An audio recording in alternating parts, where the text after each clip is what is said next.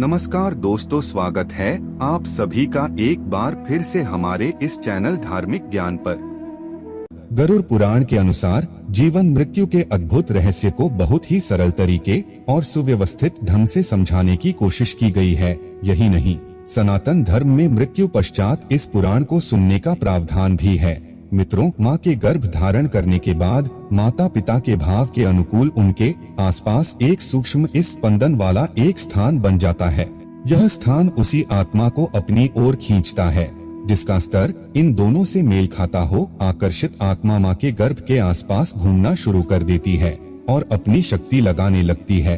अब ये आत्मा जीवकोशों के विभाजन की गति को बढ़ा देती है। इस दौरान जिस महत्वपूर्ण अंग का गठन सबसे पहले होता है तो वह हृदय है। फिर धीरे धीरे इसी से अन्य अंगों का विकास भी शुरू हो जाता है।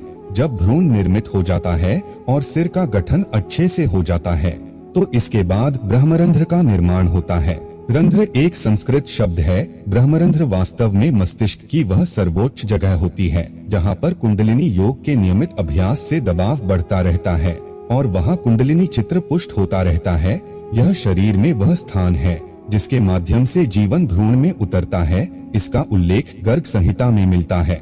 जिस क्षण ब्रह्मरंध्र पूरी तरह से सृजित हो जाता है तब आत्मा उसी 12वें बिंदु से प्रवेश करती है और यह भ्रूण के विकसित होने के 3 माह के अंतर्गत ही होता है। मित्रों, यह एक महत्वपूर्ण बात आपको बता दें कि महायोगी लोग उसी स्थान पर ध्यान केंद्रित करके प्राण निकालकर मुक्त हो जाते हैं। वास्तव में आत्मा का वास हृदय में होता है। यही वो स्थान है जहां आत्मा रहती है और हृदय के माध्यम से ही वह हमारे तंत्र की सभी चक्रों और साथ ही सभी आयामों तक पहुंचती है जिनका हम अनुभव नहीं कर पाते। हमें बहुत से भौतिक और सूक्ष्म आयामों को तय करना होता है। जब हमारी यात्रा हृदय से शुरू होती है तो उसका अर्थ है कि अब आत्मा की ऊर्जा ऊपर की तरफ चलने लगी है। वो आत्मा जो हमारे हृदय में रहती है वहीं से ऊर्जा बिना किसी बाधा के सारे चक्रों तक पहुंचती है। शरीर में 114 चक्र हैं, जिनमें से अंतिम 2 चक्र शरीर के बाहर स्थित हैं।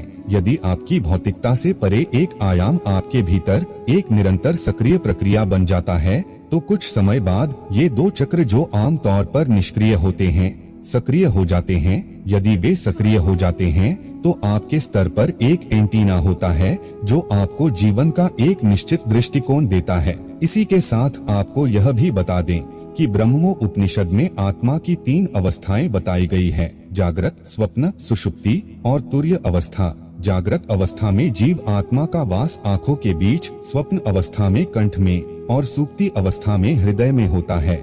जैसे सूर्य एक जगह रहता है और उसका प्रकाश दूर तक फैला रहता है, उसी तरह जीव आत्मा का वास एक ही जगह होता है और उसकी चेतनधार पूरे शरीर में बिखरी होती है।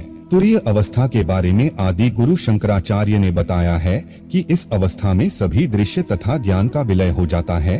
केवल पर ब्रह्मा के समान निर्विकल्प निर्विचार शून्य अवस्था प्राप्त हो पाती है। इस स्थिति में सभी विकल्प समाप्त होकर केवल ज्ञान ही शेष रह जाता है। यही जीव आत्मा की मुक्तावस्था है। ऐसी अवस्था में पहुंचने के लिए कड़ी साधना की जरूरत पड़ती है। इस अवस्था को प्राप्त करना साधारण मनुष्य के बस के बाहर है। उम्मीद करते हैं आपको इस सवाल का जवाब समझने में आसानी हुई होगी कि आत्मा का वास शरीर में किस स्थान पर होता है। हमारी इस वीडियो को लाइक व शेयर करना ना भूलें।